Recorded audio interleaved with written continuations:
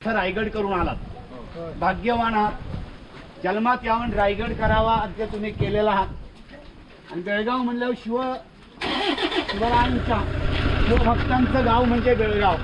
तिसर मी तुमच्याकडे अनेक वेळा शिवजयंत्यांना आलेलो आहे आणि अनेक कार्यक्रमालाही मी आलेलो आहे. म्हणून सातारच्या सज्जनगड पासून शिवतीर्थ रायगडच्या काळ नदीपर्यंत आणि कोकणातल्या खेड पासून पुण्या बसल्या बोहोर पर्यंत जावळीचं खोर.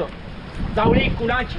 जावळी तुमची, जावळी आमची, जावळी जिजाऊंची, जावळी शिवबांची, जावळी मोऱ्यांची.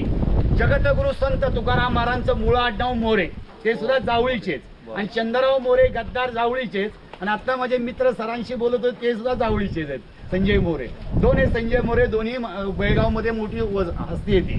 मग शिवरायांनी जावळी घ्यायचं कारण मुंबई बंदर ते कणकवली बंदर मध्ये तुळजा भवानी कुठेच नाहीये. तुम्ही आम्ही रोज घोषणा देता का नाही, जय भवानी जय शिवाजी. मला सांगा, तुम्ही तुमच्या आई बाबांना कधी आरेतुरे म्हणलात का? आपण आपल्या गुरुजनांना कधी आरेतुरे म्हणतो का? माखंड हिंदुस्थानचं दैवत छत्रपती शिवरायांना शिवाजी का म्हणायचं? म्हणून मी घोषणेमध्ये एक बदल केला, जय भवानी जय शिवराय. शिवराय म्हटलं की ताकद वाढते, ऊर्जा वाढते. मग भवानीला आपण जाणार कुठे? तुळजापूरला. तुळजापुरात जात असताना आमच्या हल्ले व्हायचे, माता भगिनी लुटल्या जायच्या. म्हणून शिवरायांनी जावळीच्या मोऱ्यांना समजवलं की सगळे मोरे गद्दार नव्हते, जगतगुरु संत तुकाराम महाराज सुद्धा मोरे. जावळीच्या चंद्रराव मोऱ्यांना समजवलं, तुम्ही आम्ही एक आहोत, एक बनू. स्वराज्याचा भगवा झेंडा चारीशाहीवर फडकू. भगवा कुणाचा? भगवा तुमचा, भगवा आमचा, भगवा स्वराज्याचा, भगवा शिवबांचा, भगवा वार करायचा. ज्याच्या घरावर भगव्याची छाया तर शिवरायाची माया.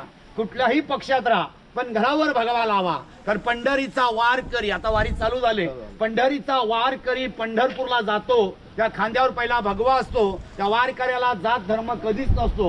आगरी बांधव, कोळी बांधव समुद्रात बोटी घेऊन जातो, त्या बोटींवर भगवा असतो. तुम्ही आम्ही गावामध्ये धार्मिक कार्यक्रम करता, जत्रा यात्रा पारायण सप्ते, झेंडे भगवे लावता. आज बुद्ध बांधव बाबासाहेब आंबेडकर जयंती बनवतात, एक निळा एक भगवा लावतात. 10 महिन्यापूर्वी जरांगे पाटील मुंबईला मराठा क्रांती मोर्चा घेऊन चालले होते. त्यांच्या स्वागताला काही मुस्लिमांनी भगवे लावले होते. म्हणून भगवा हा बहुजनांचा आहे, साधू संतांचा आहे. 6 जून 1655 ला शिवरायांनी जावळी घेतली. 2 वर्ष 1 दिवसात छोटासा किल्ला बांधला, जास्त मोठा नाही. काल तुम्ही शिवतीर्थ चालत गेला का पायी गेला? दोन्ही एकच की. चालत का गेला? पंढरीचा वार करी पंढरपूरला चालत जातो. हा माझा रायगडचा धार करी रायगड चालल्याशिवाय रायगड कळत नाही. मग रायगड काल तुम्ही चालत गेला तो 1265 एकर आहे. एकूण शिवरायांचे किल्ले 360. त्यात तुम्ही किती पाहिले ते काय मला माहित नाही. मी तुमच्यापेक्षा 5-10 किल्ले कमी पाहिले असतील. मी तुमचे एवढे किल्ले पाहू शकलो नाही आणि मी तुमच्या एवढा मोठा इतिहासकार सुद्धा नाहीये. मी फक्त 75 किल्ले पाहिले. म्हणून आजच्या पिढीला सांगतो, बड्डेला घरातल्या घेऊन एकदा किल्ला करा. आपल्या बड्डे हॉटेलवर करण्यापेक्षा एकदा किल्ला करू ना, मग किल्ल्याची धूळ बसते की लागू द्या. मग शिवरायांनी 2 वर्ष 1 दिवसात किल्ला बांधला आणि विजापूरची राणी घाबरली. तिचं नाव आहे बडी बेगम. बडी बेगम म्हणते, आज आमच्याकडे पैसे आहेत, माणसं आहेत, हत्ती आहे सगळे, पण काल परवा स्वराज्याला सुरुवात करणाऱ्या राजा शिवरायांकडे काय पैसे, माणसं, हत्ती नव्हतं. तर राजांकडे सगळ्यात प्रथम माता भगिनींचा आशीर्वाद, आपल्यासारख्या मावळ्यांची जिद्द आहे, मनगडा जोर आहे. शून्यातून विश्व निर्माण करणारे जगातले एकमेव राजे शिवराय. शिवरायानंतर राजे संभाजी. थोडं आपण इकडे सरकूया. तर आम्ही थोडा नवीन काम करतो. तर बडी बेगम खवळली, हातातल्या बांगड्या काढल्या, तबकात फेकल्या. एक तर बांगड्या भरा, नाही तर शिवरायांना मारा. तेव्हा एका कोपऱ्यामध्ये उभा असणारा अफजल खान तयार झाला. हा अफजल खान उंचीला 7.25 फूट होता. जेवायला बसला बोकड खायचा. आपण नाश्त्याला बसलो तर मिसळ पाव संपत नाही. अफजल खान तर बोकड खायचा. एवढी जाड पहार आहे. ती पहार मी आता तुम्हाला दाखवणार आहे भवानी मंदिरामध्ये. त्या पहारेला अफजल खान 4 चाकडा बनवायचा. तांब्याचा कालोरा. खानाला बायका होत्या 64, म्हणजे 64 वाईफ आणि 43 मुलं. येताना तो सगळ्या बायकांची कत्तल केले. कुठे केले मी पाहून आलोय. मी ज्यांच्यासोबत पाहिलंय त्यांना तुम्ही ओळखत असाल नसाल. महाराष्ट्रातली साधी व्यक्ती, त्यांचं नाव आहे प्रवीण भोसले, निनाद बेडेकर, हा साळुंके, जयसिंगराव पवार, अप्पा परब, अशा महाराष्ट्रातल्या साध्या व्यक्तींसोबत पाहिलंय. अफजल खानने येताना सगळ्या बायका कत्तल केल्या आणि अफजल खान निघाला. निघताना त्याला 2 महिने गेले. आज आपण बेळगाव मधून निघाला, एवढा ग्रुप घेऊन निघाला.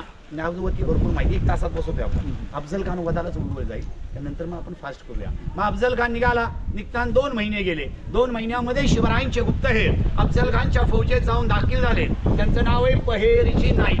अफजल खानची माहिती घेत आहेत. खान जेवतो किती, खानाची मिठी किती, खानाची हाईट केवढी आहे, खानाचा अंगरगाई जाळे, अंगरक्याप्रमाणे आपली वाघ नख बनवायची. अफजल खानचा पिचवा आहे त्या पद्धतीने चिरडो बनवायचा. अफजल खान निघाला आणि विजापूरहून निघताना 100 हत्ती 300 उंट घेऊन निघाला.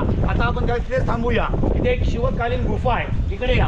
त्या गुफेत शिवराय 40 माणसं लपवली. कारण खान भेटण्याआधी घडावली त्यांना पट्टा करू नये, 40 लोकांनी अडवायचं. तर राजांच्या वेळेला हा टारोड नव्हता. राजांच्या वेळा टारोड असता तर अफजल खान बुलेटवर बसून इथे झाला असता. राजे भेटीला इकडून गेले. गडाचा दरवाजा दिसत नाही पहा. दरवाजा तोडायला शत्रूने तोफेचा मारा केला. तोफेचा मारा टन करून जात नाही, सरळ भिंतीवर आदळतो. तर माझ्या वाचीनुसार राजांच्या लढाई अमावास्याला आहे. अमावास्या म्हटलं तुम्ही आम्ही अशुभ मानता, पण आजपासून सगळे तुम्ही एका ग्रुपचे जॉईंट आहात. इथून पुढे अमावस्याला कधी अशुभ मानू नका. आणि हिंदू धर्मात अमावस्याला सगळी कामं केली जातात. पहिलं काम पितृपक्ष अमावस्या. मेलेल्या पूर्वजांना जेवाय बोलवतात. आई वडिलांना जिवंतपणे कोपऱ्यात बसवतात. त्यापेक्षा जिवंतपणे घाला. पाडव्या सण अमावस्या, लक्ष्मीपूजन अमावस्या, पोळ्या सण अमावस्या, राष्ट्रमाता राजमाता जिजाऊंना शिवरायांनी स्वर तुला केल्या ही अमावस्या आहे. गड चढताना सगळ्यांनी पहिल्या पायरीला नमस्कार करायचा.